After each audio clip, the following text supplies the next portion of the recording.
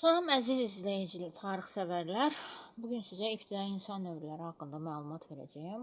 3 növü var: bacarıqlı insan, Neandertal, ağıllı insan. Gələk birinci ibtidai insan növü olan bacarıqlı insandan danışaq. Homo habilis insanı həm də bacarıqlı insana Homo habilis deyilir. Latınca Homo insan, habilis isə bacarıqlı deməkdir. O təxminən 2,5 milyon il əvvəl yaşamışdır və insan cinsinin Homo ən qədim nümayəndələrindən biri sayılır. Yaşadığı dövr təxminən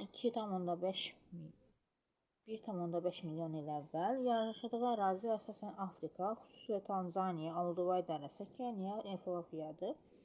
Kəşf edən ili isə 1960-cı illərdə məşhur antropoloq Louis və Mary Leakey ailəsi tərəfindən Olduvay dərəsində tapılmışdır.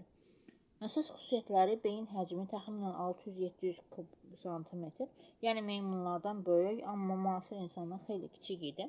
Bədən quruluşu boyu təxminən 1,2-1,4 metr, ağırlığı isə 40-50 kiloqram civarında idi. Hərəkəti artıq Homo habilislər 2 ayaq üzərində yeriyə bilirdi, amma hələ də ağaclara dırmaşmaq qabiliyyətini saxlamışdı. Əl bacarıqlı ilk dəfə daş alətlər düzəldən insan idi. Bu səbəbdən də ona bacarıqlı insan adı verilmişdir. Alətləri kəsici, qırıcı məqsədlərlə istifadə etmişlər. Yaşam tərzi qidalanması əsasən bitki və heyvan mənşəli qidalar idi. Ov etməklə yanaşı ölü heyvanların ətindən də istifadə edirdi. Kiçik icmalar halında yaşayırdı. Sığınacaq kimi mağaralarda və sadə düşərgələrdə istifadə edirdi. İlk daş alət düzəldən insan olduğu üçün insan təkamülündə böyük addım sayılır. Ondan sonra gələn növlər Homo erectus və Homo sapiens onun bacarıqlarını daha da inkişaf etdirmişlər.